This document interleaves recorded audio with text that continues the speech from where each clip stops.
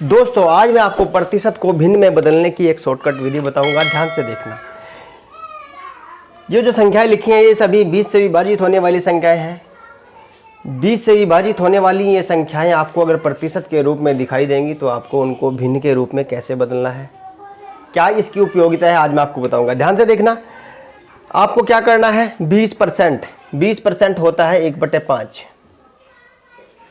20% 1/5 होता है। अब आपको सिर्फ 20% की भिन्न याद रखनी है कि 20% 1/5 होता है। अब 40% के लिए क्या करना है, नीचे 5 है तो यहाँ भी 5 रखेंगे। 40 20 का कितना गुना है, 2 गुना। 20 दूनी 40 तो यहाँ पे ऊपर 2 आएगा।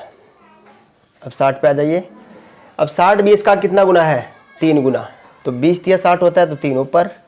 सबके नीचे 5 रखना है और बाकी ऊपर जितनी बार पहाड़ा चलता है वो रखना है। अब 80 में 20 का कितनी बार पहाड़ा चलेगा, 20 चौक 80 तो 20% हुआ 4/5।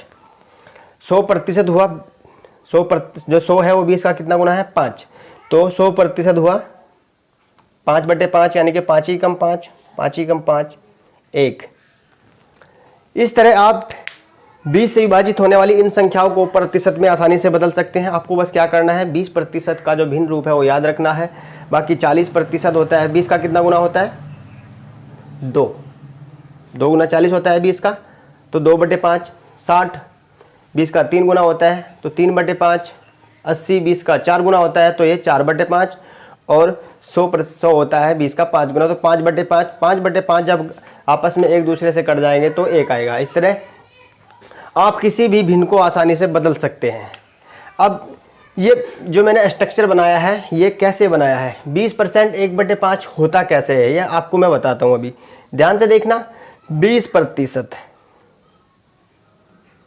जब मैं प्रतिशत को हटाऊंगा तो 20/100 करता हूँ। जब प्रतिशत को हटाएंगे तो 20/100 करेंगे। 20 के बटे में इस प्रतिशत की जगह 100 लिखेंगे। तो अब इसको काट देंगे, 20 ही कम 20 और 20 पंजे 100। तो इस तरह ही हो जाएगा 1/5। इस तरह से आपको सिर्फ 20% का जो भिन्न रूप है, जो भिन्न मान है वो याद रखना है कि 20% का जो भिन्न होता है वो 1/5 होता है। अब आपको सवाल ऐसे दिए जाएंगे जैसे 100 का 20%, 100 का 20%, तो 100 के 20% को आप कैसे हल करोगे, दोबारा लिखता हूं, 100 का 20%, ऐसे सवाल दे दिया तो आपको करना क्या है, बस 100 का मतलब गुणा और 20% का मतलब होता है 1/5। तो इसको काट दीजिए, 5 ही कम 5 और ये 5 दूनी 10 तो आंसर आएगा 20। यानी कि 100 का 20% 20 होता है। ठीक है, तो इस तरह से आप आसानी से सवाल को हल कर सकते हैं।